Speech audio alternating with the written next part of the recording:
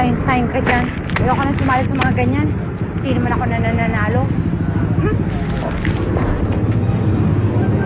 Pero Coco, ayan eh. Nasa harapan mo na. Nasa talikuran. Nasa tagiliran mo na lahat ng pagkakataon. Ano ka ba? Malay mo, ito na yung panahon nga manalo ka sa contest. At saka tignan mo ha, eksakto ang price doon sa pera nga kailangan mo. Barang. Ang tawag dyan, coincidence.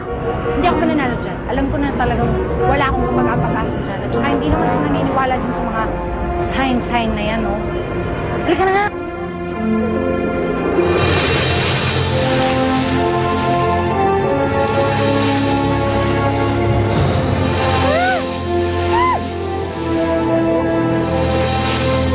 Hoy, ano ba?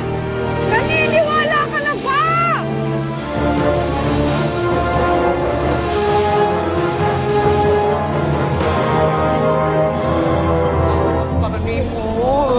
Hi! Magpa-register tong kaibigan ko para sa singing contest. Ano pang name nila? Lagay mo, Day. Sampaguita Fernandez. Sampaguita? Is that you? Oh my gosh! Well, sino ba bang kilala kong pinakapangit? Eh, ikaw lang naman mukhang ganyan. Ako! You know why? You ugly! Pinangalan ka pa man din sa bulaklak. Yung pangit-pangit mo naman.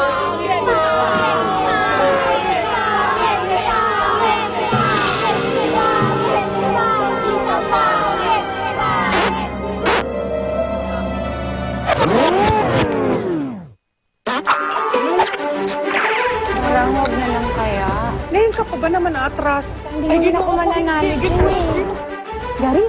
Sampaguita? Nasok mo na naman si Sampaguita sa singing contest, tama? Ba't di mo lang hayaan yung bata? Ikaw yung talaga ang gusto niya, no? Kailan ka ba gigising sa katotohanan? Hindi sisikat ng singer kung hindi siya maganda.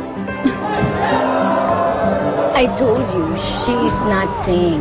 Kahit naman ako, pag ganyan ang itsura ko, mahihiya din ako, no? Saan ka pupunta?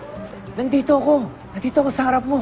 Bukas naman sa'kin pag-isip, kapiling ko'y pangarap na bituin.